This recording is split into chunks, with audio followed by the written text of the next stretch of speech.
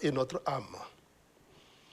Pour la majorité des humains, l'amour est un sentiment, une passion, un délire, une maladie, et même une maladie incurable.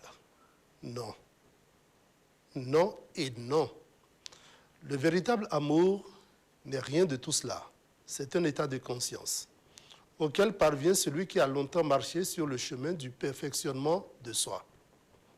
Il est la récompense donnée à celui qui a compris qu'il ne serait véritablement heureux qu'en s'approchant chaque jour davantage du monde de la pureté, de l'harmonie, de la lumière, qui est le monde de Dieu lui-même. Comme Dieu est la source de l'amour, vous recevez le plus grand cadeau que vous puissiez recevoir. Sentir que vous êtes capable d'étendre votre amour au monde entier, à toutes les créatures et à toute la création. Vous êtes capable de ne plus concentrer tous vos sentiments, toutes vos pensées sur une seule créature humaine en attendant qu'elle satisfasse tous vos besoins, ce qui entraîne nécessairement souffrance et déception.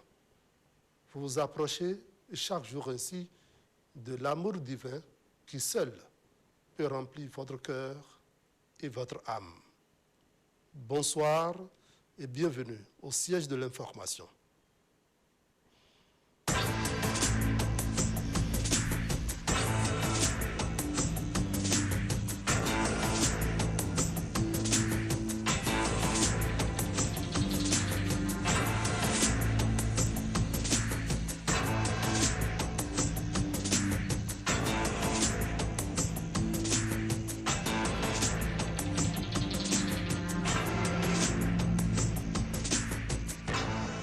Le siège de l'info, Charbel Aïou.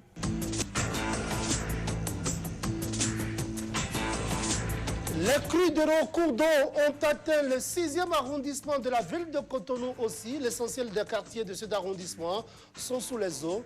Aristide Kanoussou était sur le terrain.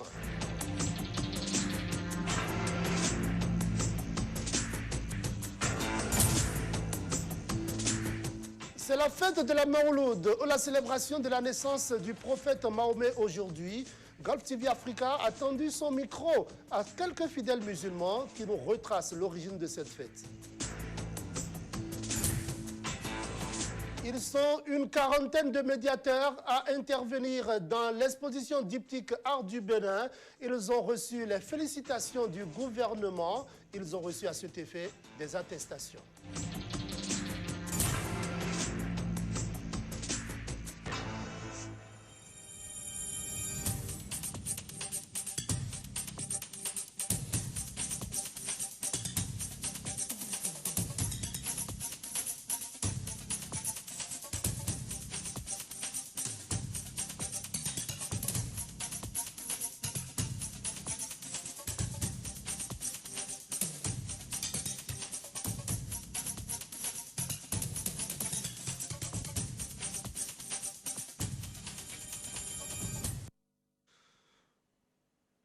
Le siège de l'information, la grand-messe de l'information du soir sur Golf TV Africa. Mesdemoiselles, mesdames, messieurs, bonsoir.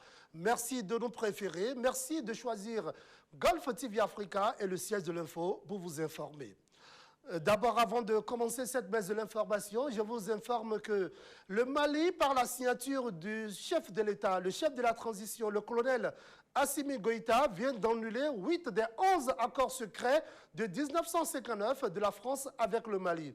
Peu de gens le savent, mais il existe bel et bien des accords secrets signés entre les anciennes colonies françaises et leur autorité administrative, la France. Ces accords concernaient de nombreux domaines tels que le militaire, la politique, mais surtout des accords économiques. Voici les principales, sinon les 11 principales composantes de ces accords signés juste avant les indépendances et qui sont toujours en vigueur et appliqués à la lettre par nos États francophones. D'abord, 1. La dette coloniale pour le remboursement des bénéfices de la colonisation. 2. La confiscation automatique des réserves financières nationales. 3. Le droit de premier refus sur toute ressource brute ou naturelle découverte dans le pays. 4. Priorité aux intérêts aux entreprises françaises dans les marchés publics et appels d'offres publiques. 5. Droit exclusif de fournir des équipements militaires et de former les officiers militaires des colonies. 6. Le droit pour la France de déployer des troupes et d'intervenir militairement dans les pays pour défendre ses intérêts. 7. L'obligation de faire du français la langue officielle du pays et la langue pour l'éducation. 8. L'obligation d'utiliser le franc CFA, franc des colonies françaises d'Afrique. 9. L'obligation d'envoyer en France un bilan annuel et un rapport d'état des réserves. 10. Renoncer à toute alliance militaire avec d'autres pays, sauf autorisation de la France. Et puis 11. L'obligation de s'allier avec la France en cas de guerre ou de crise mondiale. Le Mali du colonel Assimi Goïta vient donc d'annuler 8 des 11 accords secrets de 1959 de la France avec le Mali. Bravo au colonel Assimi Goïta. Les autres chefs d'État des pays d'Afrique francophone ont maintenant la latitude d'imiter leurs collègues maliens. Le 6e arrondissement de la ville de Cotonou connaît une crue d'eau sans pareille. Mesdames, Messieurs, c'est la crue de nos différents fleuves. Et bien entendu, c'est la deuxième fois depuis une décennie que ce cycle d'une telle envergure se répète. L'essentiel des quartiers de cet arrondissement se retrouve sous l'eau. Aristide Kanoussou et Moukalil Moutarou sont descendus sur le terrain. Imaginons. Nous voici dans une partie de la ville métropole du Bénin.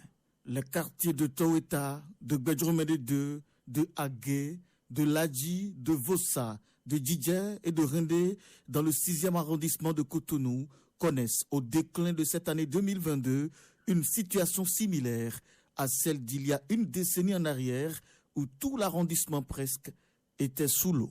Cette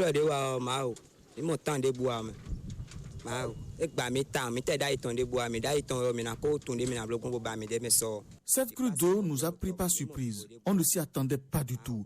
Nos enfants et nos femmes sont dans l'eau. Nous avons dû couper les sorties pour l'école et les activités commerciales. L'étendue, la densité, le volume de cette crue d'eau nous mettent en difficulté énorme. Les moustiques aussi pilulent les lieux. Nous appelons les autorités au secours. Aidez-nous, s'il vous plaît. Même si les matins d'eau à l'Ogoa, tout aussi on donne tout diobo, il n'y a pas. Nous sommes tellement difficilement pour vivre dans cette eau. Avant, on dirait que au moment, moi je suis ici maintenant, ça fait 4 ans. Bon, l'année, on dirait que l'année surpassée, ça n'est pas arrivé jusqu'à là. Donc là, nous sommes maintenant là, presque pour l'an 2010, que la pluie nous a suppléé comme ça. Pour Denis Nolofon, chef du 6e arrondissement de Cotonou, il n'y a pas lieu d'être terrifié. Il justifie la situation. Il y a plusieurs sortes d'inondations. Il y a une inondation liée après la pluie et il y a une inondation de crue. Alors, l'inondation dont vous parlez est l'inondation de crue. L'inondation de crue, on ne peut rien le faire dans la mesure où c'est un phénomène cyclique qui arrive tous les ans, toutes les 12 années, après une décennie, par exemple, ça vient.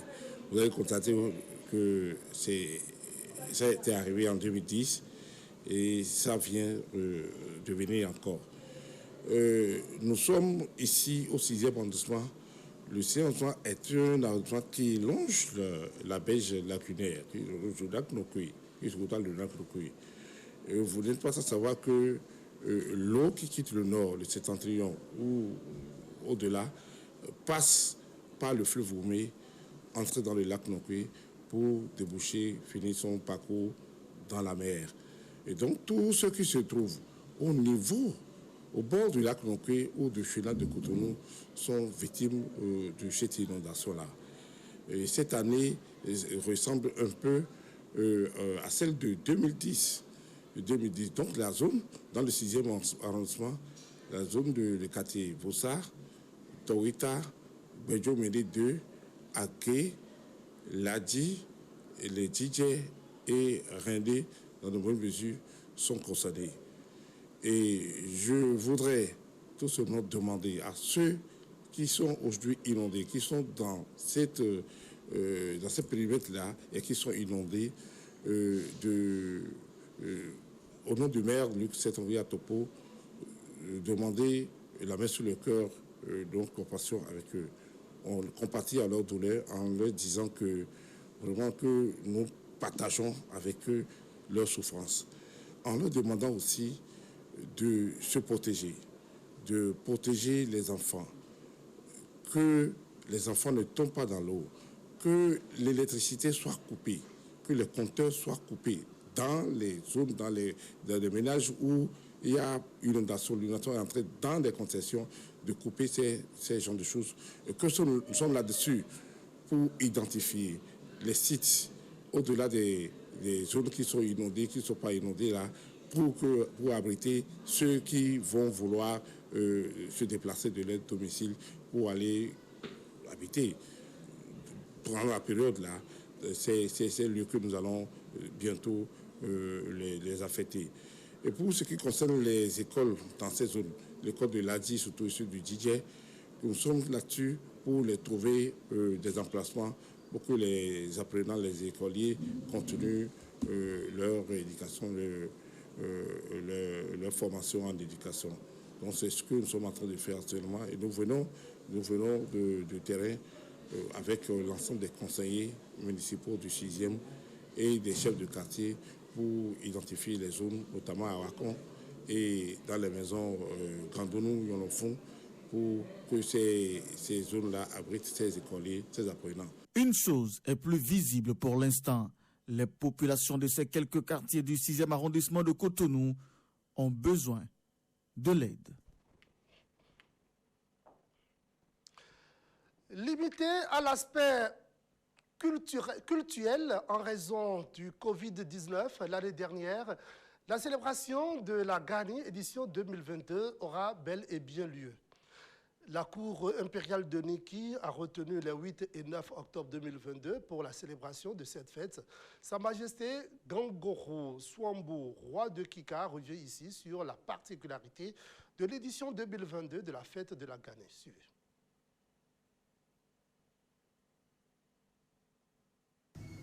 La Gani, d'abord, c'est une manifestation culturelle et culturelle qui regroupe les Wassangaril, les Batonou, les Beaux, et tout le peuple, beaucoup d'ethnies arrivent. Bon, la pandémie Covid-19 avait pendant 2 ans, bon, en dehors des rituels, la Gani a été bon. Mais cette année, avec le Covid qui est parti, la manifestation va se dérouler. Comme je l'ai dit plus haut, c'est une manifestation culturelle et culturelle. Culturelle parce que ça comporte des manifestations populaires, des réjouissances populaires. Et maintenant, rituel et culturel, parce que c'est rituel. Il y a des sites, il faut aller demander pour qu'il y ait la paix dans le pays, pour qu'il y ait le bonheur dans le pays, pour que les vivres puissent quand même donner pour une bonne alimentation et que tout le monde se porte bien. Ça se déroule en 3 étapes. La première étape, c'est la veillée, où on sort à Niki les tam-tams sacrés. Par exemple. Et là, je crois aujourd'hui, vendredi, ça va être la sortie des tam-tams sacrés, la réjouissance populaire, les danses, les folklores, tout ça. Le lendemain, deuxième jour, ça va être la montée. Là, le roi sort autour de 13h et va faire les rituels. Il y a des endroits où, par exemple, les membres des ancêtres, nos aïeux, les tombes et les sites de prière pour tout le pays. Le lendemain, ça fait qu'on appelle la ici.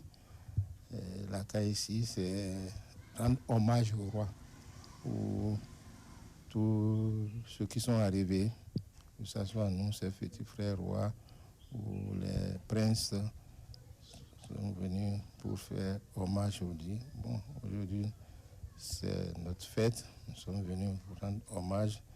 Tu es notre supérieur, donc on te reconnaît comme notre supérieur.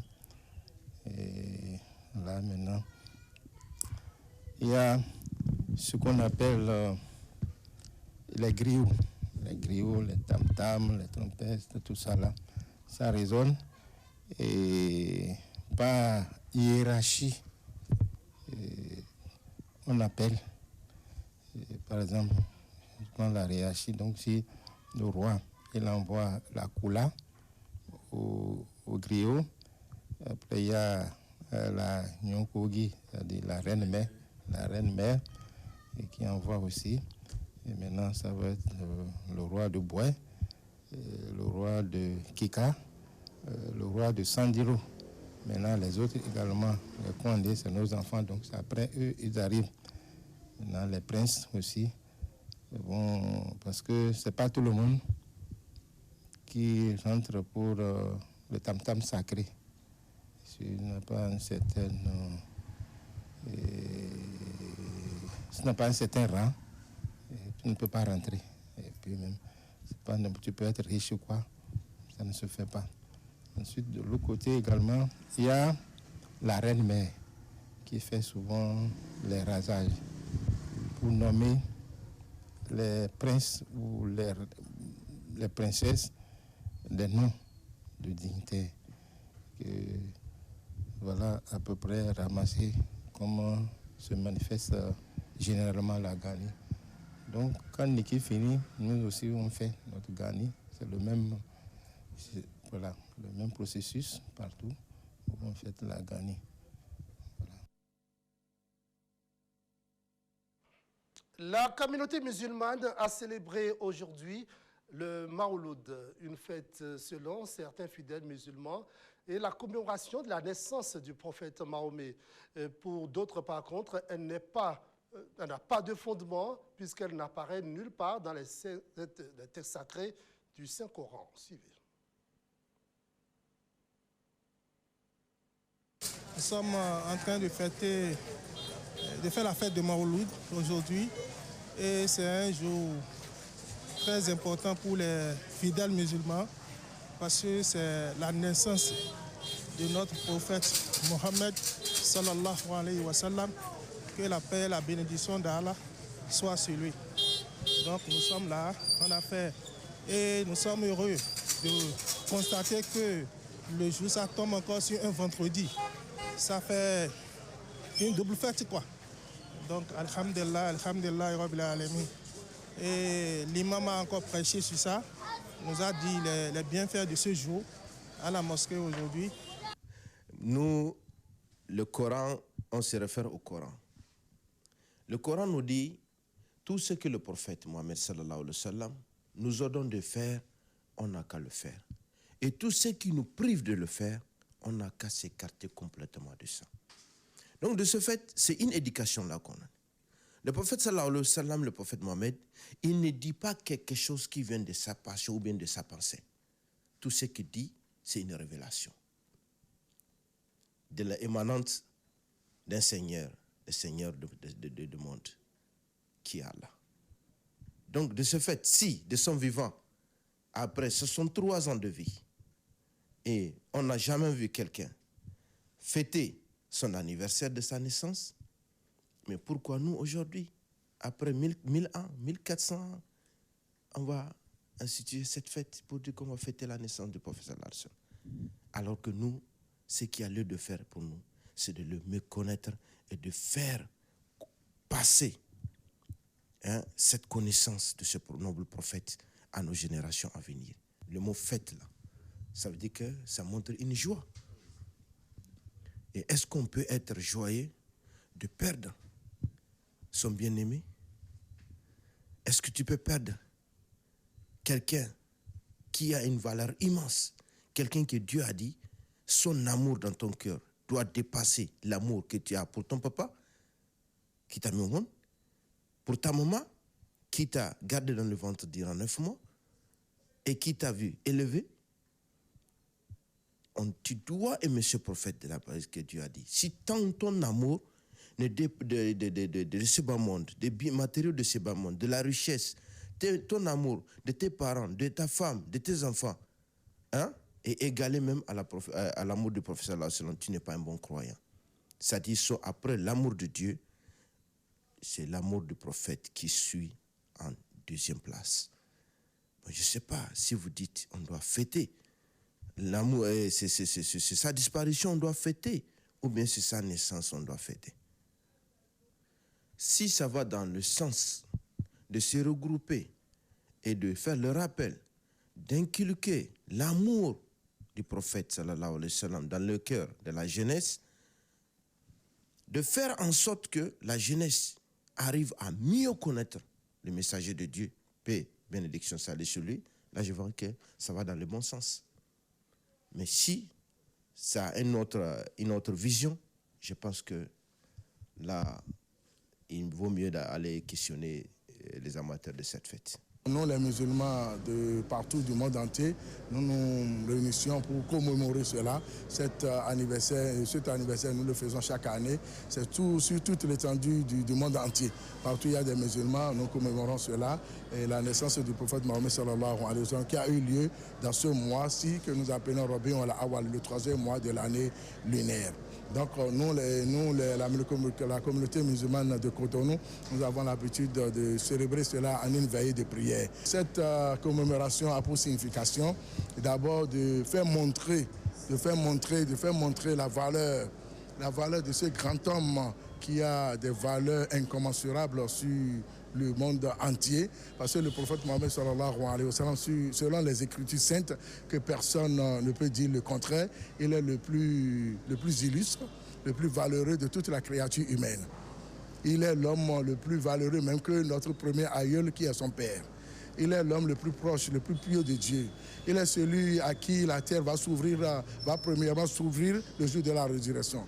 Et sera le premier d'abord à être ressuscité. C'est lui le premier qui va rentrer d'abord au paradis. C'est lui l'homme là qui aura le bénéfice de l'intercession du jour de la résurrection. Pendant que tous les autres prophètes vont se reculer devant cette grande tâche.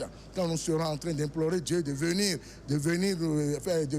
et célébrer, de venir assister, ouvrir la séance de la justice le jour de la résurrection.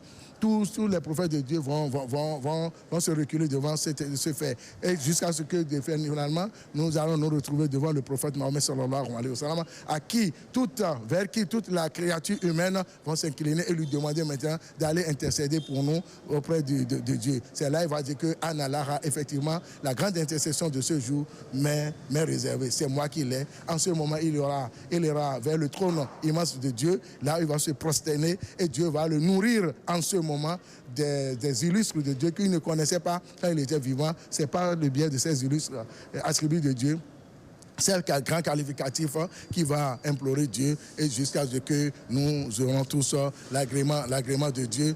Nous aurons tous l'agrément de Dieu et en ce moment, nous aurons droit aussi à l'entrée au paradis. Le prophète Mohammed sallallahu alayhi wa sallam, il est l'homme qui aujourd'hui, si quelqu'un dit qu'il croit en Dieu, sans croire à ce prophète, sa croyance sera vouée au rejet et à l'invalidation. Les fidèles musulmans ont donc commémoré aujourd'hui la fête de Mawlud, une célébration diversement appréciée par la communauté qui retrace l'origine de cette fête. Plusieurs croyants ont répondu présents au lieu de culte. Quelques-uns s'expriment ici au micro de Spiro aussi.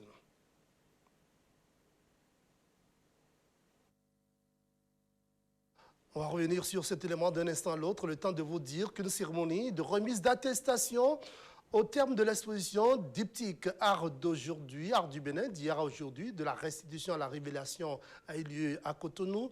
Une quarantaine de personnes, des médiateurs culturels, des sapeurs-pompiers, des statisticiens, des scénographes d'opérations, des éléments de la garde républicaine et des animateurs ateliers de pratiques artistiques ont, à travers leur touche, contribué au succès de l'exposition Art du Bénin d'hier à aujourd'hui, de la restitution à la révélation. Le gouvernement, à travers une remise d'attestation, leur décerne son satisfecit. Suivez.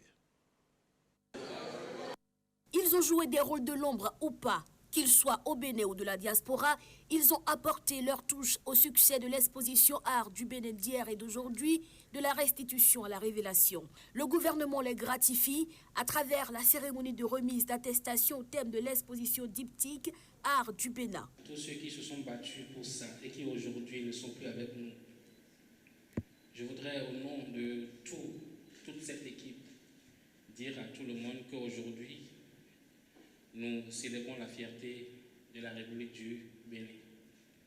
Nous célébrons cette jeunesse. Et pour le ministre du Tourisme, de la Culture et des Arts, Jean-Michel Abimbola, il n'y a qu'un seul message, celui de dire le Bénin révélé, ça a commencé et nous devons tenir la flamme. Ensemble, autour de la Galerie nationale, tenons cette flamme-là pour être dignes de ce que nous sommes.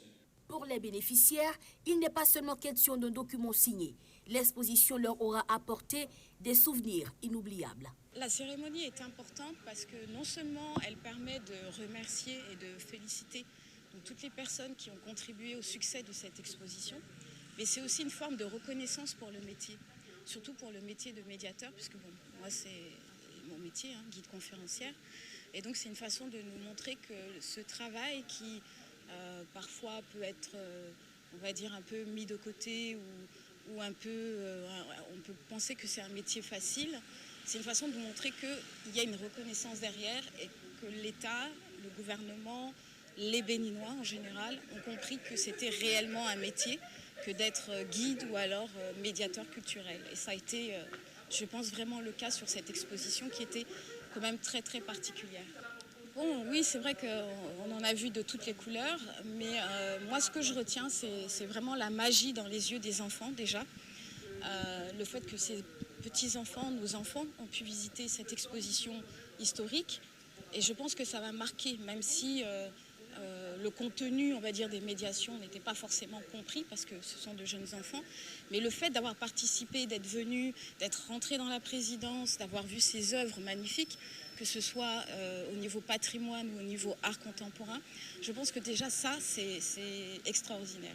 Ensuite, il y a également, je dirais, les réactions de nos compatriotes qui étaient, on va dire, émerveillés déjà par les œuvres, mais en même temps qui se sont mis parfois à se questionner sur notre histoire et surtout sur notre identité.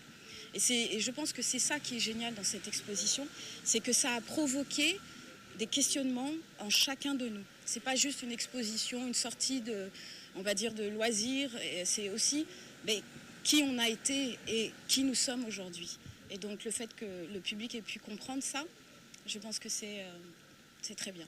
Oui, je pense que c'est une très bonne chose qu'il y ait cette reconnaissance à travers les attestations qui nous ont été délivrées aujourd'hui.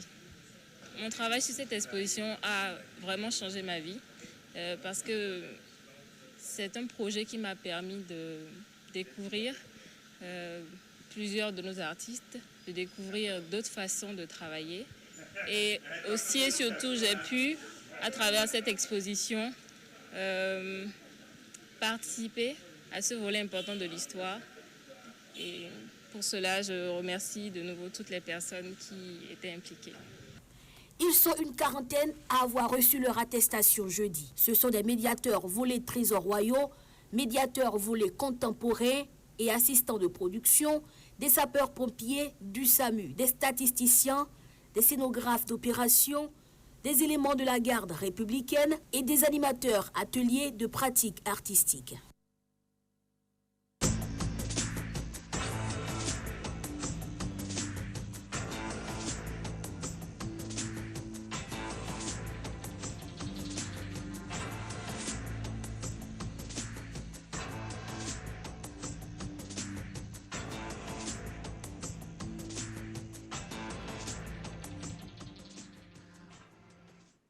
Merci de nous rejoindre pour cette seconde partie de la messe de l'information.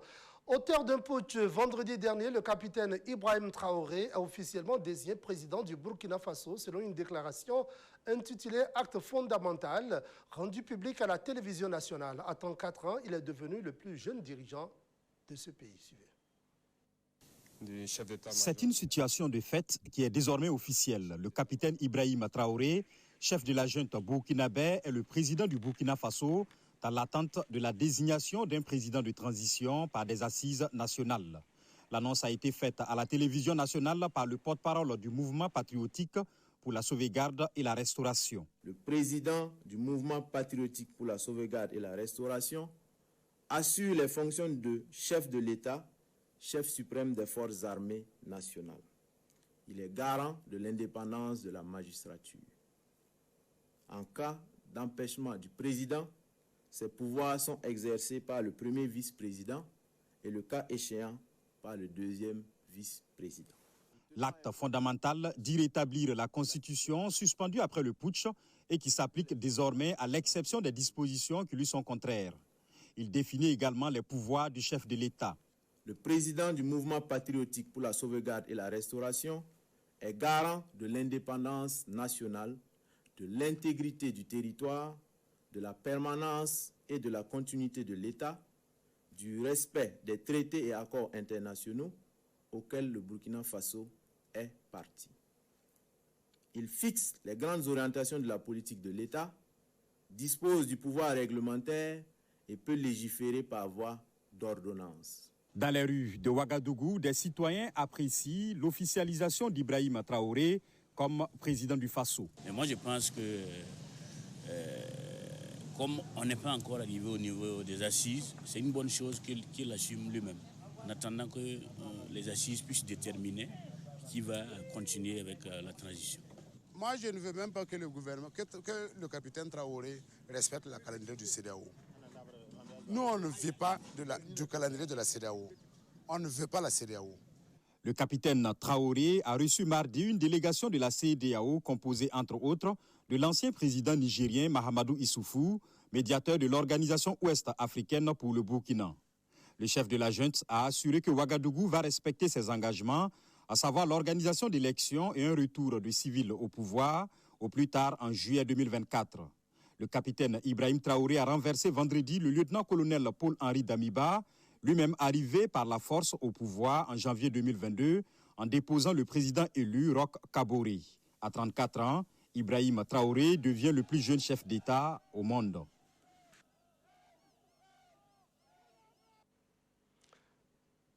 Le Haut Commissariat des Nations Unies pour les réfugiés a déclaré que les agences humanitaires peuvent aider quelques 68 000 réfugiés congolais attendus en Ouganda. Mais plus du double de ce nombre, soit 150 000 réfugiés, devraient arriver d'ici la fin de l'année. On fait le point. Des réfugiés congolais traversent la frontière ouest de l'Ouganda avec la République démocratique du Congo pour échapper à près d'un an de combat entre les rebelles du M23 et les troupes gouvernementales de la RDC. Senjiwa Gasigwa Philippe, l'un des nombreux réfugiés à se rendre en Ouganda, dit que les habitants ont été forcés de fuir lorsque des coups de feu les ont réveillés au milieu de la nuit. Je suis d'abord venu avec juste quelques membres de ma famille car certains d'entre eux se sont perdus. Ce n'est que récemment que je les ai retrouvés. Nous avons été séparés pendant la nuit. D'autres réfugiés n'ont pas eu cette chance. Amani Jidide a perdu le contact avec 3 de ses enfants et est sur le point de quitter un centre de transit pour un camp de réfugiés.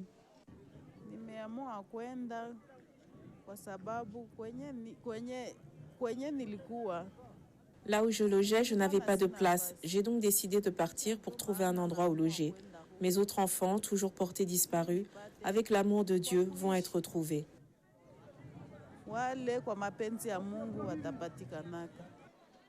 Selon le Haut Commissariat des Nations Unies pour les réfugiés, depuis janvier, 71 000 réfugiés sont entrés en Ouganda de la RDC et ce nombre devrait plus que doubler d'ici la fin de l'année. Le représentant ougandais de l'Agence des Nations Unies pour les réfugiés, Matthew Cransill, a déclaré que les ressources manquent fortement.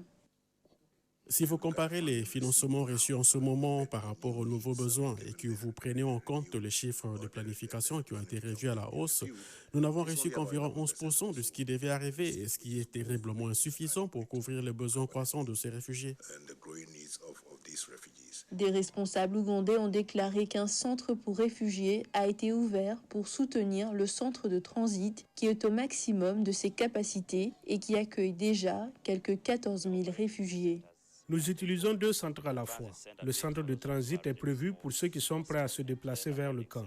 Le second centre a été mis en place pour ceux qui ont encore besoin de se décider ou qui attendent des membres de leur famille car nous connaissons les ravages de la guerre. Les rebelles du M23 ont lancé des attaques contre les forces de la RDC en 2012, affirmant qu'ils luttaient pour la bonne gouvernance. Après avoir disparu pendant près d'une décennie, le groupe a repris les combats fin 2021, s'emparant de ce territoire frontalier et obligeant les réfugiés à fuir la violence. Le Congo a accusé à plusieurs reprises son voisin, le Rwanda, de soutenir le M23, une accusation que Kigali dément. Pendant ce temps, des réfugiés congolais comme Amani Jidide attendent, espérant retrouver leur famille et rentrer bientôt chez eux. À partir d'aujourd'hui, les États-Unis d'Amérique renforcent les contrôles imposés aux voyageurs en provenance d'Ouganda en raison de l'épidémie d'Ebola qui y sévit. Suivez. Désormais, pour entrer aux États-Unis, tous les voyageurs ayant mis les pieds en Ouganda dans les 21 jours devront passer par l'un des 5 aéroports suivants, New York, Newark, Atlanta, Chicago ou Washington. Une décision qui entre en vigueur le vendredi 7 octobre 2022. Dans ces 5 aéroports, le Centre de prévention et de lutte contre les maladies, CDC, se chargera de les contrôler pour empêcher tout cas suspect d'Ebola d'entrer sur le sol américain. Après la déclaration de l'état d'épidémie par les autorités ougandaises, le 20 septembre et les 63 cas, dont 29 décès, confirmés par l'OMS, l'agence sanitaire américaine a émis un avertissement. Il n'existe aucun vol direct reliant l'Ouganda et les États-Unis, mais ces contrôles sont jugés cruciaux par le CDC pour éviter toute propagation de la maladie. Les dernières procédures contre Ebola aux États-Unis remontent à 2014. À l'époque, 11 personnes en provenance du continent africain ont été soignées sur le sol américain et 2 sont décédées. À la date du jeudi 6 octobre, aucun cas suspecté, probable ou confirmé d'Ebola lié à cette épidémie n'a été rapporté aux États-Unis ou dans d'autres pays en dehors de l'Ouganda, a indiqué le CDC. À Madagascar, pour voter, il faut un acte de naissance pour obtenir une carte d'identité. Seul problème, bien des populations ne disposent pas d'un état civil. C'est pourquoi l'exécutif estime qu'il faut une campagne d'enregistrement rétroactif de naissance pour 3 millions de personnes afin qu'elles puissent participer à l'élection présidentielle de 2023. Une opération d'envergure qui suscite beaucoup de questions au sein de la société civile. Reportage. Pour Keta Kandriana Rafitoson, la directrice exécutive de Transparency International, le délai très court jusqu'à décembre 2022 pourrait occasionner des doublons dans l'attribution des numéros de carte nationale d'identité, avec pour incidence la possibilité de voter plusieurs fois. Lors de la dernière élection présidentielle en 2018, les doublons de numéros de carte et les fausses cartes d'identité faisaient déjà partie des irrégularités pointées par l'Organisation internationale de la francophonie, OIF, lors de son audit. De plus, un majeur pourrait passer devant un tribunal pour obtenir rapidement une carte d'identité, une procédure qui peut prendre jusqu'à 1 mois en temps normal. Comment le faire dans de bonnes conditions pour 3 millions de personnes d'ici à l'élection? C'est ce que se demande le président du syndicat des magistrats de Madagascar, qui en compte 983 dans tout le pays. Dans un communiqué le 9 septembre, le syndicat exprimait déjà ses inquiétudes sur de potentielles irrégularités. Les magistrats y ont annoncé ne pas participer à l'opération malgré la réquisition de l'exécutif avec une prime à la clé. Les greffiers entrés en grève jeudi ont parmi leurs revendications leur refus de participer à l'opération du jugement supplétif.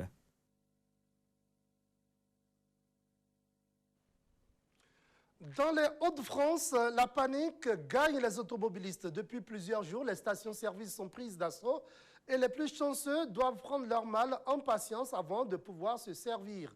Une situation qui inquiète de plus en plus les populations. Reportage. Des files d'attente interminables, bercées par la douce mélodie des klaxons.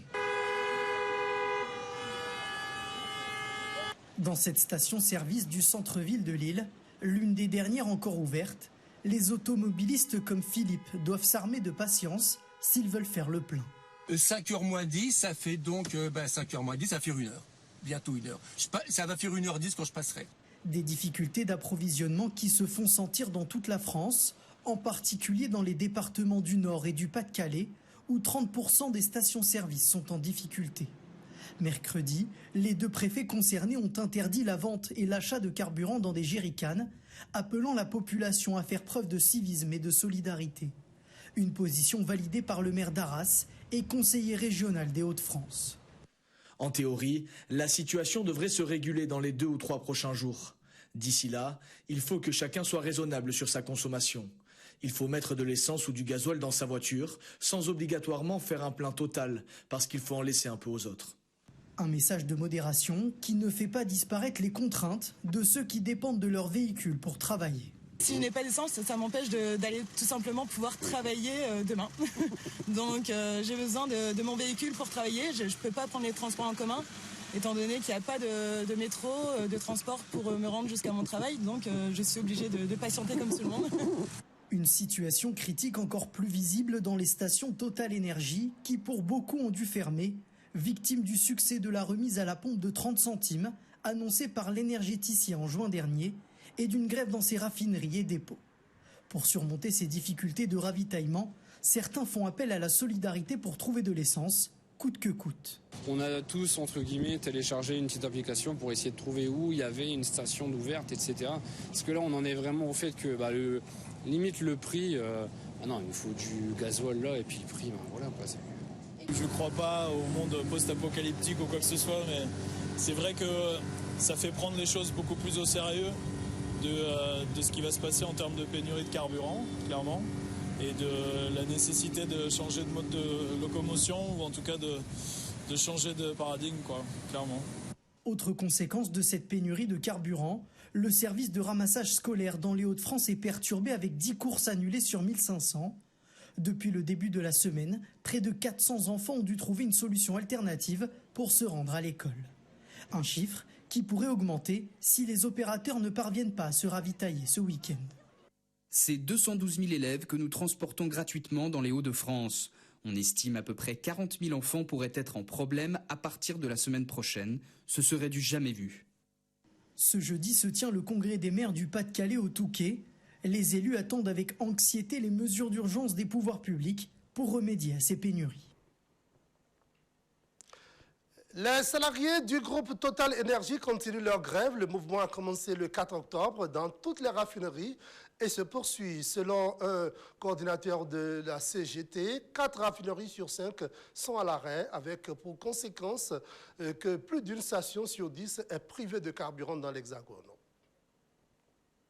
Notre direction aujourd'hui refuse toute idée de négociation sur la compensation de l'inflation sur les salaires. Voilà, c'est la cause immédiate de ces problématiques d'approvisionnement en carburant. Et c'est la même cause qui a fait que nos collègues de chez ExxonMobil sont également en grève. Et eux, ça fait 3 semaines que ça dure. Et même chose du côté de leur direction, qui refuse effectivement de prendre en compte le niveau de l'inflation et de faire en sorte que les salaires soient remis à niveau sur 2022 avant de parler d'augmentation 2023. Je rappelle juste quelques chiffres. Total, c'est généralement tous les ans entre 8 et 10 milliards de bénéfices. C'était presque 15 milliards de dollars de bénéfices en 2021. C'est 19 milliards de bénéfices sur le premier semestre 2022. On va sans doute terminer l'année 2022 à plus de 30 milliards de bénéfices. Il a fallu beaucoup moins longtemps à la direction de Total pour prendre la décision de verser 2,5 milliards de dividendes supplémentaires aux actionnaires que ça lui en prend aujourd'hui pour réfléchir à une éventuelle négociation avec les salariés en grève. Le gouvernement est capable de mettre en place aujourd'hui des dispositifs qui permettraient une indexation automatique des salaires sur l'inflation, comme ça existe dans d'autres pays d'Europe, ou comme ça a existé longtemps en France, jusque dans les années 80. Aujourd'hui, on ne se poserait même pas la question. Si ce système était en place et faisait en sorte que l'ensemble des salaires puissent évoluer au même niveau que l'inflation, de façon automatique, sans avoir à effectivement jouer de notre droit de grève dans les entreprises pour essayer de l'obtenir. Eh bien, effectivement, il n'y aurait pas ce mouvement aujourd'hui, je pense, au niveau de notre entreprise. Et je rappelle que c'est le cas dans des dizaines et des dizaines d'entreprises aujourd'hui. Il n'y a pas que chez Total Energy que la question de l'augmentation de salaire se pose. Elle se pose partout en France. Et il y a des dizaines et des dizaines d'entreprises, des dizaines et des dizaines de salariés qui se mettent en grève toutes les semaines pour réclamer des augmentations de salaire pour compenser cette inflation. La direction est complètement silencieuse. Elle répète à qui veut l'entendre que les négociations, qu'il y aura des négociations le 15 novembre. Sauf que le 15 novembre, c'est clairement affiché, ce seront des négociations pour les augmentations de salaire 2023. Et nous, notre crainte est grande, c'est qu'effectivement, on raye d'un trait de plume ce qui s'est passé en 2022 et qu'on ne tienne pas compte, effectivement, de cette forte hausse de l'inflation et de cette forte perte de pouvoir d'achat qui a impacté l'ensemble des salariés du groupe. De nouveaux missiles ont été tirés dans la nuit du 5 au 6 octobre dans la péninsule coréenne, cette fois-ci en provenance de la Corée du Nord. Des tirs qualifiés par Pyongyang de justes mesures de rétorsion envers les États-Unis et la Corée du Sud après leur exercice militaire dans la région. Reportage. Le bras de fer se poursuit dans la péninsule coréenne avec le tir de 2 nouveaux missiles balistiques nord-coréens la nuit dernière. Des exercices intervenus alors qu'au même moment, à New York, le Conseil de sécurité de l'ONU se réunissait pour évoquer le survol du Japon par un missile nord-coréen mardi matin. Au cours de cette réunion, la Chine, alliée de la Corée du Nord, a souligné le rôle joué par ses rivaux, selon elle, dans cette nouvelle crise. Sur la question nucléaire, les États-Unis jouent 2 poids 2 mesures et sont engagés dans des manœuvres politiques empoisonnant l'environnement sécuritaire de la région. Dans ce contexte, les tensions accrues dans la péninsule ne devraient pas être une surprise. L'ambassadrice américaine, Linda Thomas-Greenfield, s'est dédouanée de toute responsabilité dans les tirs nord-coréens. Il s'agit d'un effort évident de la Chine et de la Russie pour récompenser la Corée du Nord pour ses mauvaises actions et cela ne peut pas être pris au sérieux par le Conseil. À la lumière de l'escalade des provocations de la Corée du Nord et de son retour aux essais de systèmes à longue portée, la prétendue base de la résolution n'a plus aucune validité ici.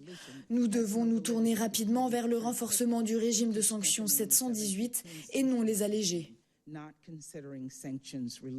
Mardi, la Corée du Nord a tiré un missile balistique de moyenne portée qui a survolé le Japon, une première depuis 2017. En réponse, Séoul et Washington se sont alliés pour une démonstration de force en lançant 4 missiles balistiques de courte portée en mer du Japon. Les États-Unis manifestent ainsi un soutien ferme à leurs alliés, tout en adoptant dans le verbe une attitude plus conciliante. Nous appelons la RPDC à s'abstenir de nouvelles provocations et à s'engager dans un dialogue soutenu et substantiel. Nous continuons à consulter étroitement nos alliés, comme en témoigne le nombre de communications de haut niveau qui ont eu lieu entre les agences et leurs homologues. Et je voudrais également réitérer que nos engagements envers le Japon et la République de Corée sont inébranlables. Une mise en garde qui n'a pas fait scier Pyongyang.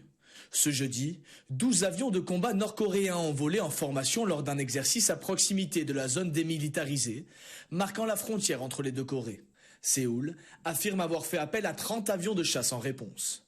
La désescalade ne semble pas encore à l'ordre du jour. Le programme d'armement nucléaire de Kim Jong-un préoccupe la communauté internationale à intervalles réguliers depuis des années. L'ONU, déjà auteur de sanctions, a souligné une nouvelle fois, selon ses mots, le besoin urgent de dialogue et de diplomatie et réitéré son objectif ultime de dénucléarisation complète de la péninsule coréenne. Un but qui semble encore aujourd'hui bien loin, du fait des rivalités sino-américaines dans la région. Joe Biden a rencontré sur place le gouverneur républicain de l'État Ron DeSantis, un des plus virulents adversaires du président démocrate. Suivez.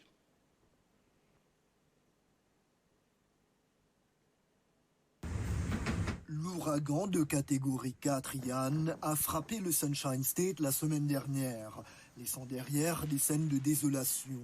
Un bilan fait état de plus de 100 morts, alors que les dégâts sont pour l'heure évalués à des milliards de dollars. Le président Joe Biden s'est notamment rendu au port de pêche de Fort Myers, l'une des localités les plus touchées. La majorité des 87 000 habitants de la ville votent républicain, une population parmi celles qui enregistre la croissance la plus rapide aux États-Unis. Selon le chef de l'exécutif américain, le gouvernement fédéral a prolongé sa période d'aide à 60 jours supplémentaires dans l'État, et ce, en faveur de toutes les personnes affectées par l'ouragan. Aujourd'hui, nous avons un défi à relever, un seul. C'est celui d'assurer que les habitants de Floride obtiennent tout ce dont ils ont besoin pour la reprise complète. Nous sommes l'une des rares nations au monde qui, sur base d'une crise à laquelle nous sommes confrontés, s'en sort mieux après la crise. Ron DeSantis, le gouverneur républicain de Floride, également l'un des plus virulents détracteurs du démocrate Joe Biden, a salué la coopération déployée à divers niveaux. Je pense que l'une des choses que vous voyez dans cette réponse, c'est que nous réduisons la bureaucratie, nous réduisons les formalités administratives, et cela depuis le gouvernement local, le gouvernement de l'État, jusqu'au président. Nous apprécions donc l'effort d'équipe. Andrew Reeves est professeur de sciences politiques à l'Université de Washington à Saint-Louis. Il a été interviewé par la VOA via Zoom. Les électeurs réagissent vraiment à un président qui agit ou à un gouverneur qui agit d'une manière qui dépasse l'impact de la catastrophe ayant causé les dégâts en premier lieu. Ron DeSantis veut rempiler pour un nouveau mandat à la tête de l'État de Floride. Les électeurs ne prêtent pas attention à ces choses 6 mois, 1 an, 2 ans après une élection. Mais DeSantis est candidat à sa réélection et cela se produit juste avant ce moment. Et donc, je crois qu'il est en quelque sorte la personnalité politique la plus intéressante dans ce contexte pour voir comment il émerge de la situation une fois que tout est dit et fait. Mais pour l'heure, ce ne sont pas les élections de mi-mandat prévues en novembre qui préoccupent les Floridiens. Nous connaissons le sentiment, ce sentiment de savoir où vais-je dormir ce soir, comment ça va marcher, est-ce que mon enfant ira bien. Même s'ils ne sont pas sur la même longueur d'onde politiquement, le président et le gouverneur ont voulu porter un message commun aux habitants de la Floride en les assurant que ça va aller. L'Organisation des pays exportateurs de pétrole, OPEP, a décidé le 5 octobre d'une coupe drastique des quotas de production de pétrole pour soutenir les prix, s'attirant aussitôt les foudres de la Maison-Blanche qui a accusé le cartel de s'aligner sur Moscou. On fait le point. Le couperet est tombé ce mercredi. Les 13 membres de l'Organisation des pays exportateurs de pétrole et leurs alliés ont sabré les quotas de production, avec 2 millions de barils en moins par jour à partir du mois de novembre. Je dois sans cesse le rappeler à nos amis ici présents. L'indice du succès de l'OPEP+, c'est avant tout notre cohésion. Et vous pouvez la voir devant vous.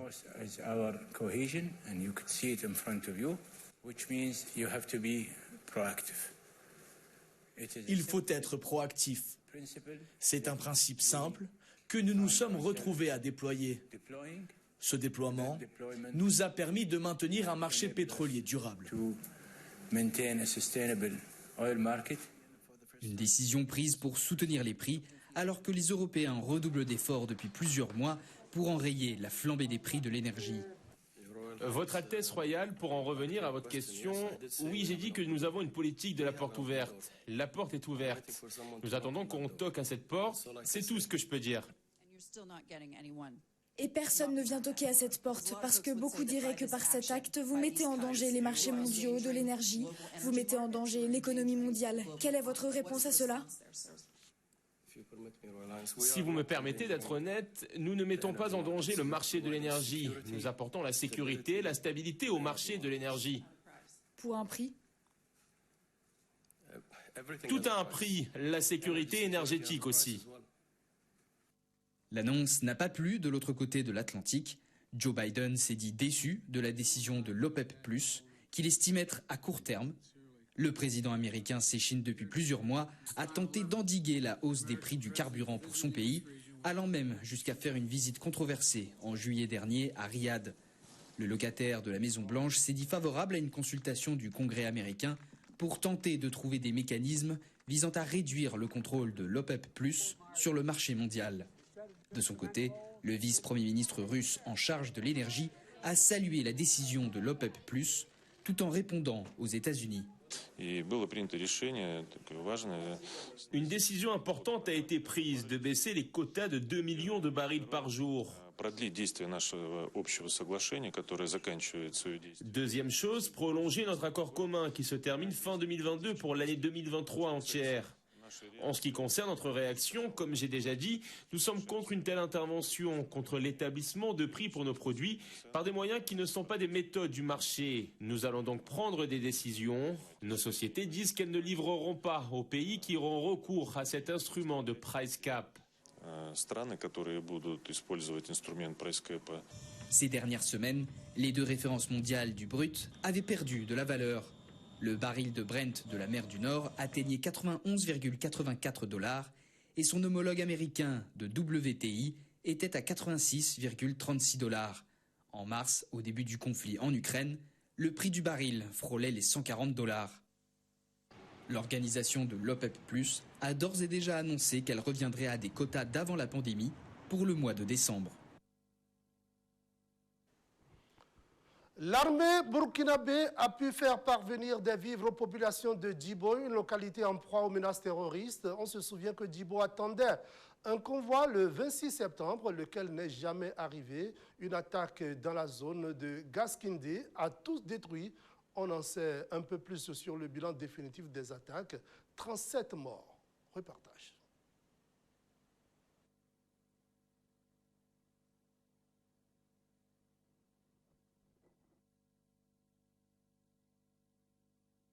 L'annonce a été faite ce mercredi par l'état-major. L'attaque contre le convoi de ravitaillement à Gaskindé, dans la province du Soum, région du Sahel, a fait 37 morts, dont 10 civils et 27 militaires. Également, 29 personnes ont été blessées, dont 21 militaires, 7 civils et un supplétif de l'armée. Le communiqué de l'armée indique que 3 personnes sont toujours portées disparues. Mardi, une note interne de l'armée annonçait la mort des 27 soldats qui seront inhumés le vendredi 7 octobre prochain à Ouagadougou. Le gouvernement renversé par le coup d'État du capitaine Ibrahim Traoré avait fait état de 11 militaires tués, 28 blessés et une cinquantaine de civils disparus. Le convoi de plus de 200 véhicules escortés par le régiment interarmes partait ravitailler la ville de Djibo lorsqu'il a été attaqué le 26 septembre dernier par des hommes armés. Hier, selon des sources, l'armée burkinabé a pu ravitailler Djibo par voie aérienne avec au moins 70 tonnes de vivres. Ces vivres restent toujours insuffisants selon des habitants contactés par VOA Afrique. L'attaque de Gaskindé a été l'un des éléments déclencheurs du coup d'État du capitaine Ibrahim Traoré. Ce dernier compte rétablir la sécurité dans le pays. Ce mardi, le nouvel homme fort du Burkina a reçu une délégation de la CEDEAO. L'objectif était que les nouvelles autorités respectent les engagements pris avec l'entité régionale. Une visite sous tension parce que de nombreux Burkinabés étaient dans les rues pour s'y opposer. Selon un communiqué de la présidence du Faso, le capitaine Ibrahim Traoré a lancé un appel à la CEDEAO et au médiateur Mamadou Issoufou afin qu'ils accompagnent le pays dans sa quête d'un meilleur avenir pour le peuple burkinabé.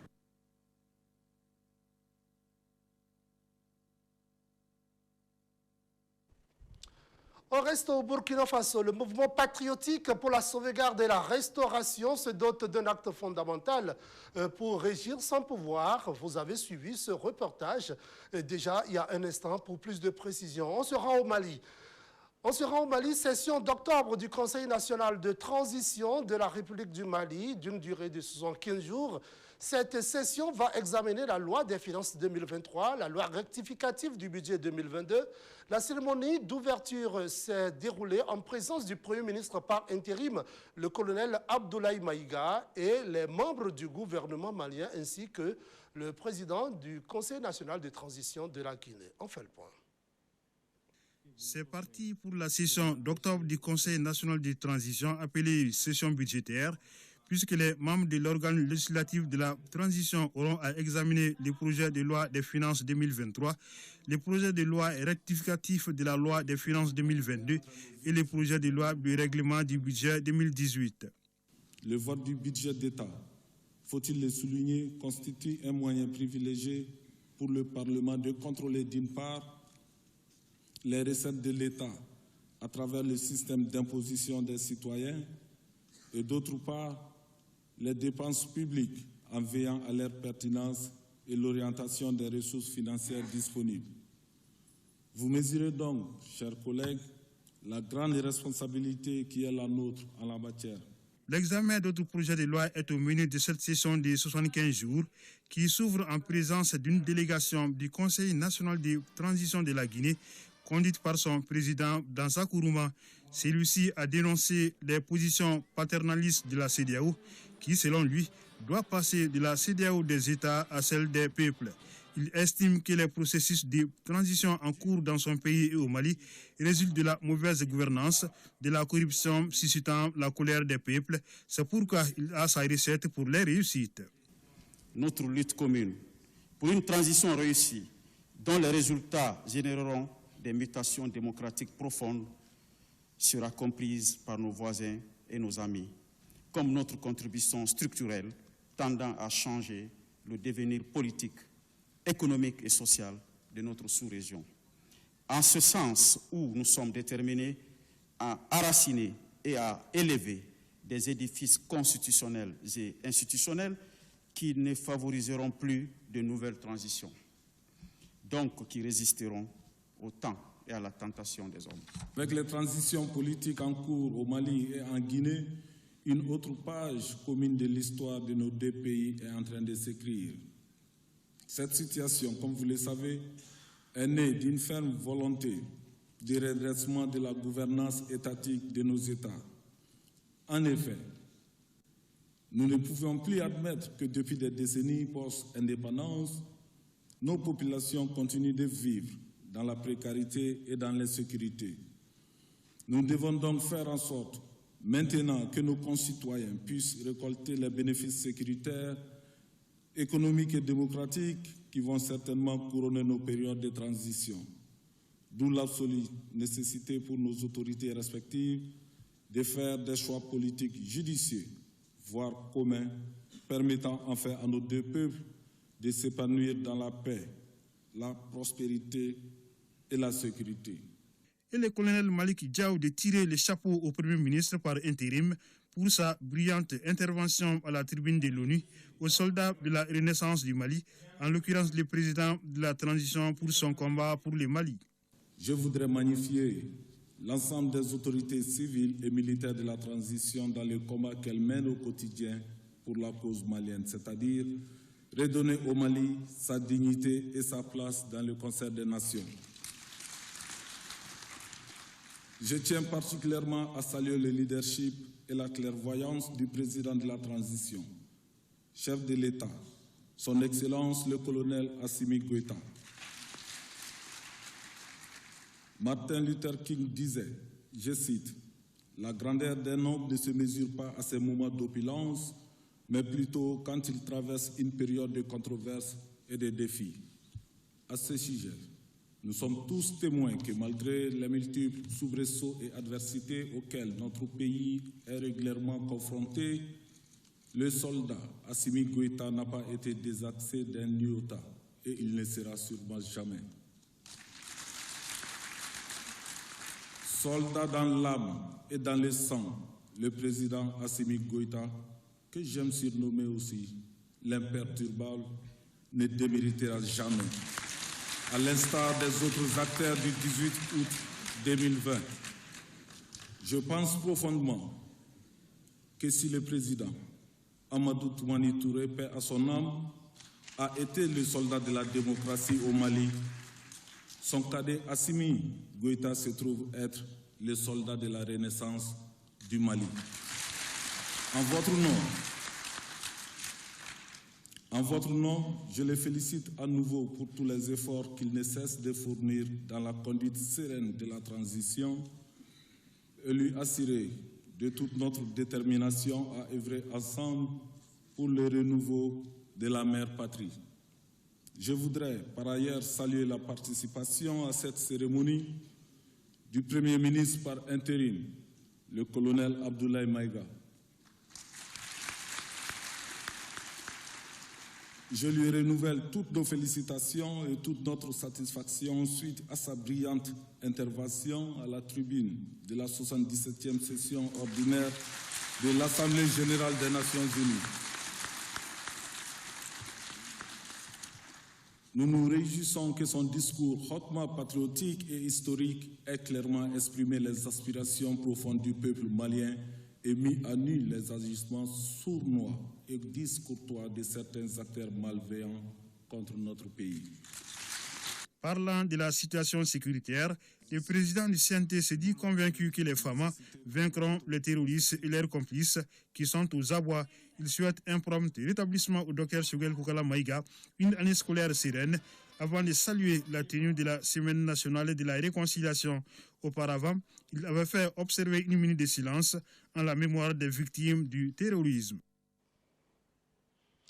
La direction des relations publiques de l'armée malienne a animé en début de semaine sa conférence de presse mensuelle sur la situation sécuritaire du pays. Selon la DIRPA, la direction des relations publiques de l'armée, on note une baisse significative des attaques terroristes. Suivez. La direction de l'information et des relations publiques des armées entend maintenir sa volonté de coopérer avec les médias pour distiller la vraie information. Pour cette traditionnelle conférence de presse sur la situation sécuritaire au mois de septembre, rien n'a été occulté par la direction de la DIRPA. S'agissant tout d'abord de la situation sécuritaire, on constate, selon le colonel Suleiman Dambélé, directeur de la DIRPA, le maintien de la dynamique offensive de recherche et de neutralisation des groupes terroristes par les FAMA, une dynamique avec des résultats probants. Les FAMA sont arrivés à réduire considérablement les capacités de nuisance des groupes armés terroristes en menant des raids et des frappes aériennes sur des points de regroupement, des plots logistiques et les circuits de ravitaillement des groupes armés. Il est à noter que le mois de septembre a été moins prolixe en pose d'engins explosifs improvisés et les attaques terroristes contre les emprises FAMA, les embuscades et les pressions sur les populations civiles se font de plus en plus rares. La campagne agricole en général, dans les zones d'opération, mais particulièrement dans la zone office du Niger, est très promoteuse. Les populations ont pu se déplacer librement dans presque beaucoup de zones où cela n'était pas possible il y a quelques mois ou un an ou bien des années. L'axe Douanzan-Gossi qui était problématique, nous pouvons dire aujourd'hui que la fréquence des mouvements des GAT a considérablement chuté et la population se déplace paisiblement. Sur le terrain, plusieurs opérations ont été menées particulièrement au centre du pays et d'autres localités. Du 1er au 15 septembre 2022, un groupe d'assaut avec des éléments des forces spéciales FAMA ont mené une opération d'opportunité dans le village de Niaourou et environ dans la commune de Soufara, celle de Djéné, région de Mopti. La localité de Niaourou était reconnue un sanctuaire terroriste et un lieu de ravitaillement pour les combattants de la Katiba Massina et ceux venant d'un pays voisin. Cette opération d'envergure, qui a duré environ 15 jours,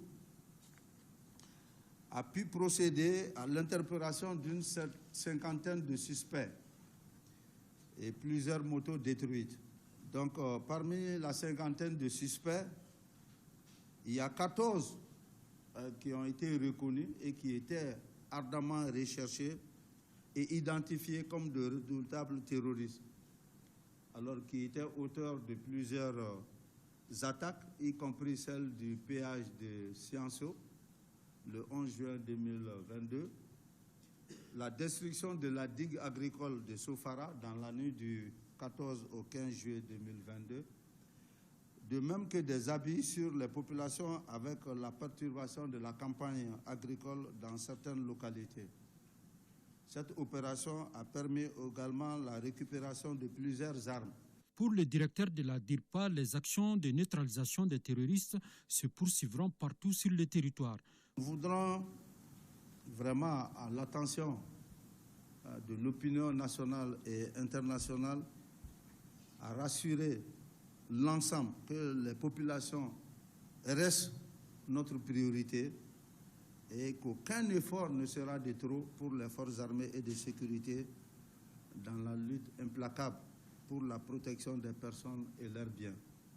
Enfin, s'agissant d'une rumeur faisant état d'un affrontement entre les instructeurs russes et les FAMA, le directeur de la DIRPA a démenti catégoriquement cette information. Il a déclaré que cette information vise à détourner les FAMA de leur objectif qui est la reconquête du territoire national. La rentrée des classes est effective au Mali depuis le début de la semaine. Enseignants et apprenants ont repris le chemin des classes. Le démarrage des cours est effectif. Constat. Rentrée des classes ce lundi matin à l'école fondamentale Inemassa Cissé de Nyarila. Allez-y dans vos classes là. Regagnez vos classes. Regagne ta classe d'abord. Tu es où? Regagne ta classe rapidement. L'enseignant Soumaoro, le directeur de l'établissement, est au four et au moulin, débordé par les flux d'élèves et de parents. Nous devons les faire rentrer, mais vous voyez que quand les parents d'élèves nous envahissent, il faut qu'on nous-mêmes on s'implique, nous les directeurs s'impliquent avec les anciens pour les faire rentrer. Parce que quand les parents d'élèves sont dans la cour, là, les enfants sont tentés de sortir avec les parents. C'est un peu ça. Elle est effective, il n'y a pas de problème. Les anciens vont commencer tout sur les leçons modèles. Oui, les parents d'élèves sont présents en ce jour spécial, particulièrement les mamans.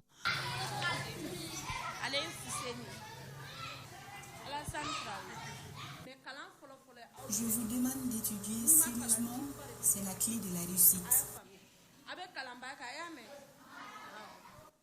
La petite Yuma Kone fréquente la même classe. Pour sa mère qui l'accompagne, c'est un moment de retrouvailles car elle est une ancienne de cet établissement. Tous les parents d'élèves doivent s'investir dans l'éducation de leurs enfants pour l'avenir du pays. Les cours débutent un peu en retard, bien que la cloche ait sonné à 7h30. Bonjour, asseyez-vous. Nous sommes dans la classe de 5e année où M. Diarra est le maître titulaire. Aujourd'hui, c'est la rentrée scolaire 2022-2023.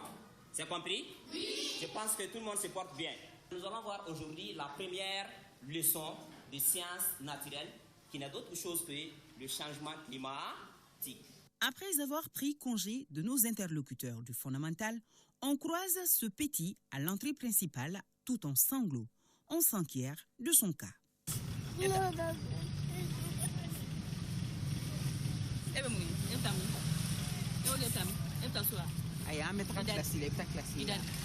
L'opération de recherche enclenchée par notre équipe de reportage permet de retrouver sa classe.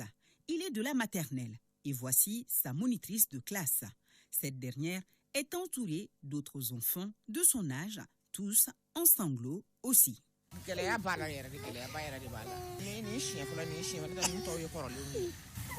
sommes à l'instruction d'abord. On a passé 2 semaines, on n'a eu personne. Mais c'est avec ce matin que les parents sont venus pour inscrire les enfants. Un petit détour par le secondaire Inemassa Cissé, toujours à Nyarila. Ici, l'atmosphère paisible apparente est trompeuse, car la rentrée se fait sous fond de tension. Les enseignants refusent de regagner les salles de classe. Nous ne sommes pas en classe pour le moment parce que ça ne nous sommes pas payés. Jusqu'au 3 aujourd'hui, ça la date de la rentrée, on n'est pas payé. Vraiment, on ne peut pas regagner les classes vraiment dans cet état. Est-ce que c'est le moment de faire la grève aujourd'hui? Bon, nous ne sommes pas en grève, Bon, on avait déposé un préavis de grève concernant le paiement de nos rappels. Donc, nous sommes en arrêt de travail ce matin. L'arrêt de travail qui est automatique à partir du 25 du mois. Si le salaire n'est pas fait, notre présence est obligatoire dans le lieu de travail, dans le service, mais on n'intègre pas les salles de classe. Malgré cet état de fait, le directeur Yaya Djakité demande aux élèves de regagner leur salle de classe. Allez, à classe.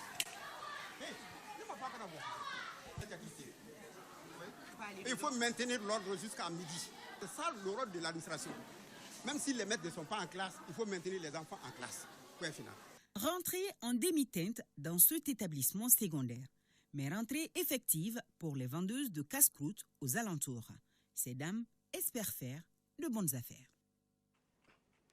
Mesdames, Messieurs, donc vous avez compris, un peu comme au Bénin, la rentrée officielle des classes a eu lieu au Mali aussi. Au Mali, où le président Assimi Goïta vient d'annuler 8 des 11 accords secrets de 1959, voilà, de 1959, signés par la France avec le Mali. Mesdames, Messieurs, vous avez compris, les chefs d'État des pays francophones ont désormais la latitude d'accompagner le président. Les présidents les autres présidents africains ont la latitude maintenant d'accompagner le président malien dans sa quête de libérer l'Afrique. Imitez-le. Mesdames, Messieurs, je vous le disais, la communauté musulmane a célébré aujourd'hui, 7 octobre, la Maouloud, fête de commémoration de la naissance du prophète Mahomet. Pour d'autres, par contre, elle n'a pas de fondement puisqu'elle n'apparaît nulle part dans les textes sacrés. Suivez. La naissance du prophète Mohammed constitue depuis toujours un sujet à polémique au sein de la communauté musulmane mondiale.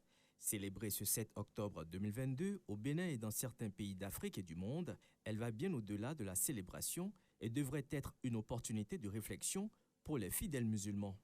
Oui, la commémoration, c'est pour rafraîchir nos mémoires sur ce noble prophète qui a changé le monde malgré qu'il était illettré. Ça avec une conscience, sincérité, vérité, amour. Vous voyez? Et un bon musulman doit se rappeler chaque fois et toutes les fois de tout ce que le prophète Mohammed sallallahu alayhi wa sallam nous a laissé comme héritage. Un bon héritage qu'on doit exploiter sur le plan social, économique, sur la justice, l'équité, la transparence. Quand vous suivez le sermon, c'est ça. Nous, notre manifestation de Mawlud, c'est la gouvernance du prophète Mohammed sallallahu alayhi wa sallam, que chacun ou chaque dirigeant du monde doit recopier pour être dans de bonnes conditions. C'est-à-dire, c'est pas qu'on fait, on veut mémoriser, on veut que la génération montante connaisse qu'il a un prophète. Mais je suis désolé, quand d'autres musulmans, demi-illettrés disent, non, on ne les a pas dit d'aller danser, ni d'aller boire. Revenez, enseignez les enfants. Qu'est-ce que les enseignements du prophète? Les caractères. Ce qui est simple, le musulman veut compliquer ça. Les simples liés de l'islam, tout le monde respecte. Mais les petits jeux, Mawlud, Salah, alors que les autres sont en train d'avancer, nous dormons. Nous, musulmans, on dort. Au lieu de former nos enfants, techniquement, scientifiquement, pour aider le développement, on est là pour dire tel est haram, tel.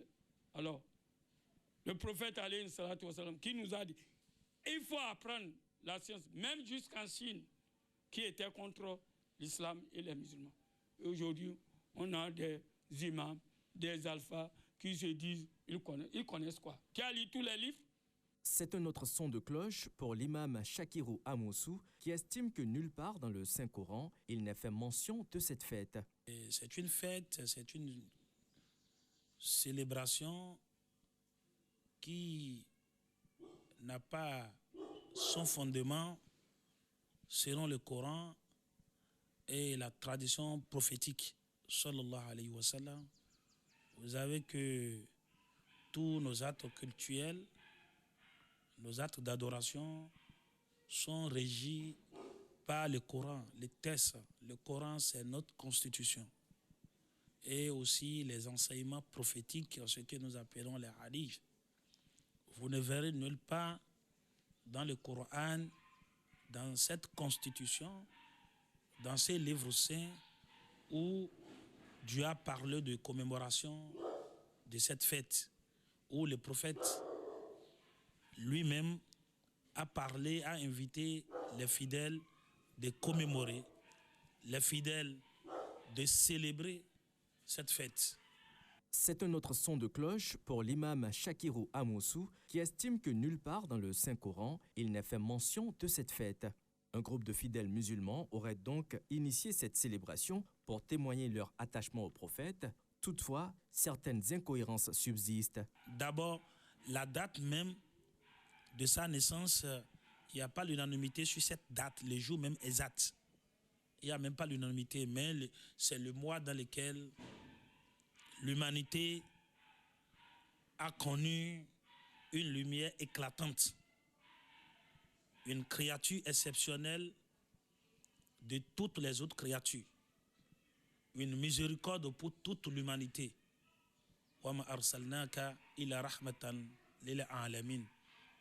Donc ce groupe de cette communauté se réclame des partisans du prophète Mohammed, des partisans du Mahomet, d'où la naissance de cette commémoration. Vous verrez qu'il y a divergence sur cette fête, cette commémoration, parce que c'est sans fondement, c'est sans preuve selon le Coran et c'est le hadith. Donc on considère que c'est une coutume. Pour résumer, c'est pour dire que c'est une fête sans fondement selon le Coran, la Sunna. Vous demandez ceux qui célèbrent cette fête de vous apporter une preuve dans le Coran, vous ne verrez nulle part le Coran à parler de ça. Même le prophète lui-même de son vivant, il n'a jamais fait ça. Le message est on ne peut plus clair. Célébration d'accord, mais il est important de comprendre les fondements et l'origine des fêtes que nous célébrons. Et ce sera tout pour cette grande messe de l'information du soir sur Golf TV Africa. Mesdemoiselles, mesdames, messieurs, merci de nous avoir suivis. Tout à l'heure, à partir de 21 h, retrouvez l'émission Au-delà du réel. La thématique du jour, l'influence de la lune dans la tradition béninoise. Mesdames, messieurs, à partir de 22 h, Spéro Awoussino sera là pour l'édition de la nuit. Mesdames, messieurs, bonsoir chez vous.